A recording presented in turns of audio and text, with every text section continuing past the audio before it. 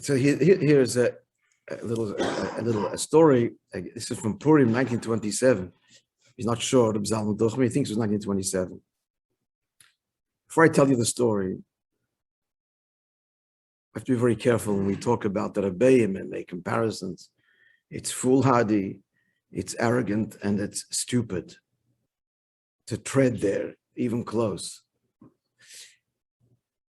But nonetheless, the reality is that each Rebbe was different and a chidush. So what I'm going to quote here from the Chassidic Rebbe is something that's Pashat, as we know, unthinkable that Rebbe would say such a thing. But the Chassidic Rebbe's relationship, you saw it, the Rebbe's Malchus. I mean, this we know from the Rabbi, from the Rebbe himself. So Malchus is on the one hand, the paradox of Malchus is that very intimately engaged in creation. Malchus is governance. The paradox is Malchus is Isnasus at the same time, completely removed. Present, but fundamentally removed. Distant, but intimately connected. Much more so than any of the highest spheres. 2 levels in Malchus, etc. A whole Sugya, Shleima, and Chassidus, hundreds of Maimorim. The Chassidic Rebbe, Yisoid, again, we're not saying this. This is Yisoid. This is a very intimate bonding.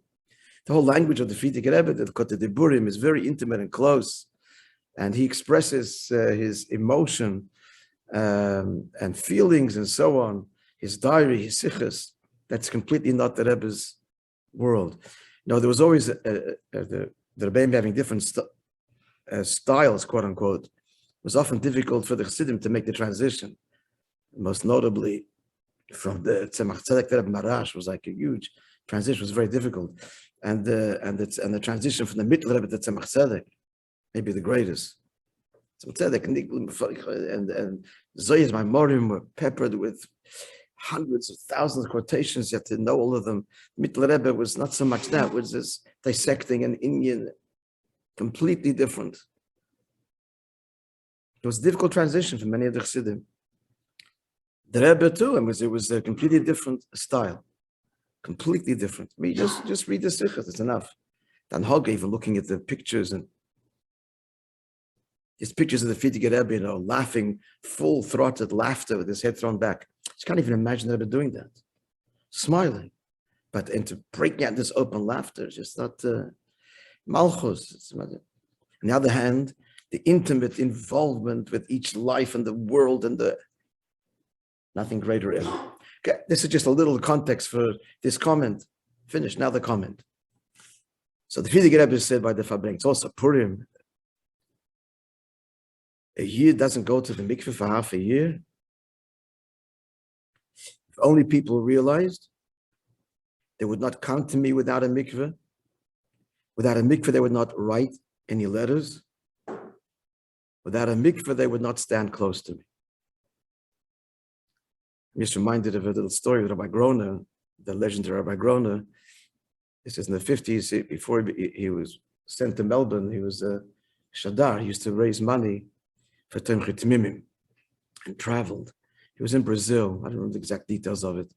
Anyway, so there was, for whatever reason, someone that he had visited wanted Rabbi Groner to write, this could be even the Chassidic Rebbe, the Rebbe was, to a letter. Rabbi Groner demurred because he said he didn't go to the mikveh. To which this Balabas said, the Rebbe's not going to know if you went to the mikveh or not. And he said later, Rabbi Groner was what? He's a big fellow and a bigger, he was outraged at the suggestion. What foolishness are you saying? The story for us is, just, going to the oil, etc. I said once, I don't know if this is true or not, but the knocking on the door, it's just the idea that it's, just breeze in here, by invitation, and not by right. It's by invitation. And he said it's an invitation, and it's to everybody, but it's an invitation. So we knock. Okay, friends, have a wonderful day. Bracha v'atzlacha.